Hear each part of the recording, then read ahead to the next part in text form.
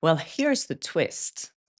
Blake Lively did not know Taylor Swift when she had her first daughter, James.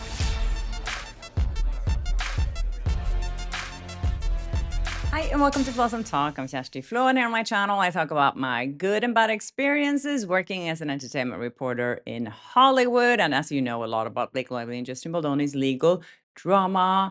Yesterday was a big day. As you know, there was a lot of back and forth filings, and Judge Lehman, again, I think is getting annoyed with all these filings back and forth. So what happened, you can see in my episode yesterday, I go more into details about this, but Blake Lively basically withdrew her claims of emotional distress caused by Justin Baldoni in her lawsuit. And Baldoni's team with Brian Friedman said, you can withdraw these claims, but you can't add them later on. So you have to withdraw them with prejudice, not without prejudice, but because that means she can just add them on later. So this was the kind of the argument here, and also that Blake Lively's team said that Justin Baldoni's team is just using this opportunity to get more headlines and clicks in the media and blah blah blah. Anyways, Judge Lehman has spoken, and he says that Blake Lively can withdraw her claims, but Baldoni and Lively's team have to agree upon between themselves if they can do this with or without prejudice. So that's going to be interesting. So he says here in a quote in Variety, he says, based on plaintiff's representation that the relevant claims will be withdrawn, the court exercise its inherent authority and Authority Rule 15 to dismiss them without prejudice is denied without prejudice to renewal. The parties shall stipulate to whether the dismissal is with or without prejudice, or Lively shall renew her request by formal motion. For avoidance of doubt, if the claims are not dismissed, the court will preclude Lively from offering any evidence of emotional distress. So yes, the saga continues. I don't know if we can call it a win for Baldoni. A lot of people are saying, oh, this is a big loss for Blake. I think in general, just that she is withdrawing her claims makes her look bad, because it makes her look like either she doesn't have any evidence, or it makes it look like she doesn't want to show her evidence because there's something in there that she doesn't want the public to know, or she doesn't want Baldoni's team to know. Yeah. Anyways, I have an interesting story today that someone sent me. Thank you so much for making this clear. Because as you know, there's been a lot about talk about how Taylor Swift is the godmother of Blake and Ryan's 3 daughters. He's been out talking about it. She hinted this summer that she was the godmother. And since then, Ryan Reynolds has been pushing this narrative and talked about it in the press a lot. And it's been referred to in a lot of outlets that Taylor Swift is the godmother of her 3 children. Well, here's the twist. Blake Lively did not know Taylor Swift when she had her first daughter, James. And the first picture of Taylor and Blake is from December 2015, 1 year later. And if you Google the relationship, People magazine has a timeline of when they met. So their friendship started after Lively shared a photo from her L'Oreal campaign that referenced Swift's Bad Blood music video in the caption. While some fans initially thought Lively was being shady, she clarified that she was a huge fan of Swift's music. And then they later met during Swift's 1989 world tour in Australia. And there's a photo of the two of them together in December 2015. As I said, 1 year after her baby was born.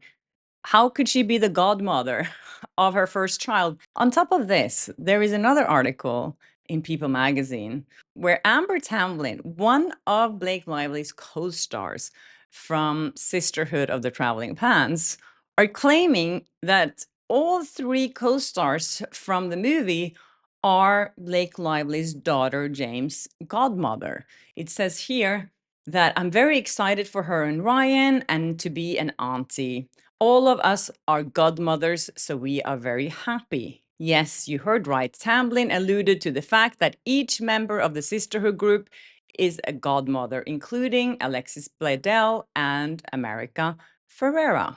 Okay, so this was reported in January 2015, just a month after Blake Lively gave birth to her first daughter. Then, in April of 2015, 5 months later, Vanity Fair wrote a correction of this, saying that, update, well, we are now in the throes of a variable godmother gate, as Lively debunked Tamblin's claim over the weekend during a press event for her upcoming The Age of Adeline. I never named them my godmothers, Lively told E! News. They're my dear friends. I would say my baby has a lot of fairy godmothers. When further pressed, Lively said that her sister Robin would be the one to take care of my baby. We can only imagine, it says here, that the Tamblyn Bledel Ferreira group text is getting a lot of action today. So either she told them that they were godmothers, or she's just using the term godmother to throw it around. So there's no information about if Blake Lively actually baptized her children, because to point out a godmother, you have to have a religious ceremony, and the godmother will be in the church papers. There is no records of her ever having baptized her children. And the official rule is that you have one godmother. You might have a godmother and a godfather, but usually never more than one. And as Blake Lively pointed out in that article in Vanity Fair, her godmother would be her sister Robin. But all of a sudden, Taylor Swift is the godmother, even though she did not know Blake while the baby was born. So, in this article on E! Online, Ryan Reynolds clarifies Taylor Swift's role as a godmother to his kids with Blake Lively. Ryan Reynolds specified that Taylor Swift is the godmother to his and Blake Lively's daughters, James, Inez, and Betty. And he's also quoted here in Deadline saying that in an interview published in November last year, she is the godparents to my daughters, in plural. Back in July, Taylor revealed she was the godmother to Blake and Ryan's kids while encouraging her fans to go and see Deadpool Wolverine. I spoke about that post before. She was posting on her social media which was kind of weird. She was encouraging people to go and see the movie. And Ryan Reynolds responded in an interview about this when Taylor Swift published that post to support his movie. He said, "That was very sweet," he added before joking. "Not just sweet, you can probably quantify a box office based on Taylor just doing something like that." Of course, it's a plus when Taylor Swift promotes your movie like that. But the thing with this godmother title that they've given Taylor Swift seems like it's just something they throw out there without any weight. And I feel like they're deceiving the public by doing that. And of course, that's just a part of a power game, showing off the dragons, saying, hey, and she's the godmother of our children. So she would always have the responsibility of their well-being until until they're grown-ups, I guess. So was there ever a ceremony that made Taylor Swift the godmother of her 3 children, especially the one that was born a year before they even met? If there wasn't a ceremony, this title means absolutely nothing. It's just something that they made up. So yeah, let me know what you think about this. I'm not an expert in godmotherings. I am a godmother myself to 2 children who are now grown-ups. I was the only one that was chosen to be the godmother of these kids. So I don't know how it works. I'm from a Protestant country, so that's how it works in Norway. So I'm not sure how it works here, but in the Catholic Church, you are not allowed to have more than one godmother, and the godmother that's been registered in the church cannot be changed unless there is another ceremony. So unless they did an extra ceremony with Taylor and ditched the first godmother, which then apparently was Blake Lively's sister, this doesn't make any sense to me. Let me know what you think in the comment section about this. If you believe that Taylor Swift is the real godmother of Blake Lively and Ryan Reynolds' 3 daughters. Anyways, the drama continues between Taylor Swift and Blake Lively. And it's funny because I saw 2 articles today that are saying the complete opposite of each other. So let me start with Daily Mail saying that Blake Lively's groveling text, voicemails, and emails that Taylor Swift is ghosting. So this story is explaining how Blake Lively has been trying to reach out to Taylor Swift and she's ghosting her. It says, even though Taylor has totally cut ties with Blake, Blake hasn't with Taylor, a source told the Daily Mail. She's been reaching out to her with text, voicemails, and even emails begging to mend what they once had. Blake isn't giving up to trying to get her friendship with Taylor back on track. Taylor hasn't responded to any of Blake's pleas. She's ignoring all her groveling excuses. The missives explain there must be some misunderstanding on Taylor's part and that she would never do anything to harm their 10 years of closeness and personal secrets. Misunderstanding. Yeah, right. This is all a misunderstanding. And if there was a misunderstanding, I think it would be really strange if Taylor Swift didn't make things right. I mean, seriously, why would you want to have a friend that blackmails you? Anyways, here is the story in People magazine. They have a different source, obviously. It says here that where Taylor Swift and Blake Lively's friendship stands after Justin Baldoni dropped subpoena against singer. And it says here that Taylor Swift and Blake Lively have made progress in their relationship. That didn't take long. 1 week or 10 days after this news dropped that she had blackmailed Taylor Swift, they are making progress. This pop superstar and the actress are working towards being on good terms, but their friendship isn't the same as it was before, a source tells People exclusively. Are you kidding me? Friendship isn't what it was before. Wow, big surprise there. And the source continues to say here that they aren't as close and haven't been spending as much time together as they did in the past. Yeah, we've seen that. They haven't spent any time together for the last, I think, since the movie came out, It Ends With Us. And it says here, People previously reported that Swift and Lively rekindled their friendship in April after the Fortnite singer distanced herself from the actress. According to The Insider, Taylor is working to trust Blake again, but it's going to take some time.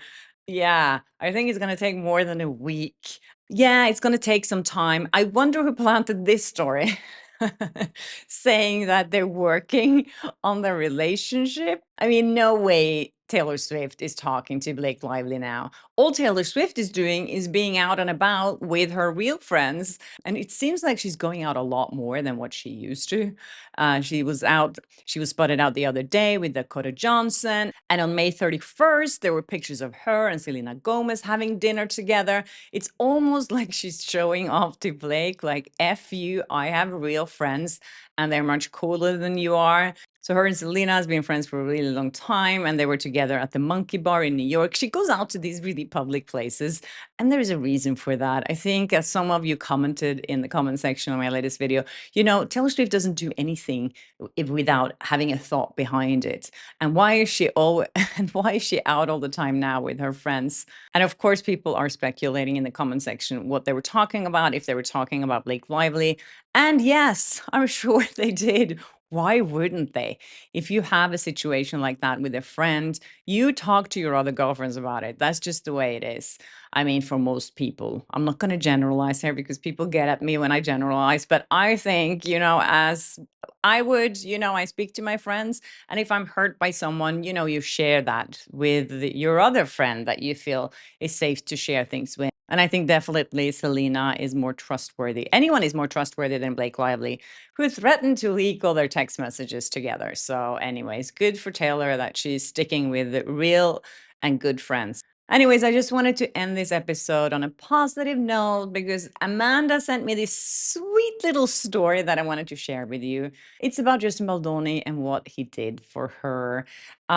She's saying that I thought I would share a sweet thing Justin did for me. I never met him, but years ago, I loved the first 2 seasons of Jane the Virgin. I stopped watching after the second because I lost interest in the plot, she says. But Justin held a fan Q&A on his Twitter. I asked if he had a fan mail address to write to get his autograph. I didn't think he would even see my tweet, but he did. He asked me to please send him my address. Months went by and I never gotten anything. I just assumed, like every other celebrity, he either forgot or he was never planning on sending it. 7 months went by. Then all of a sudden, it showed up along with the little apology notes saying he was sorry it took so long. I thought it was so sweet that he not only remembered after so many months, but he took the time to include a little note as well. How sweet is that? I think that this just says everything about what kind of person Justin Baldoni is. And can you imagine how many fan mails he gets? How many people are asking him for things? And he takes the time to do this. And he did it after so many months, but he still did it. I think this is just like, oh, it made my day when I saw this. And he looks so cute in that picture. Thank you for sharing that, Amanda, and for letting me share it here on Flawsome Talk. Yeah. Anyways, thanks for watching this episode. That's it for me today. Please, again, just keep sending me stuff. I love it. You guys are such good researchers. And of course, if you haven't subscribed yet, please do and hit the notification bell so you don't miss an episode of Flawsome Talk. And I'll see you in my next one. Bye.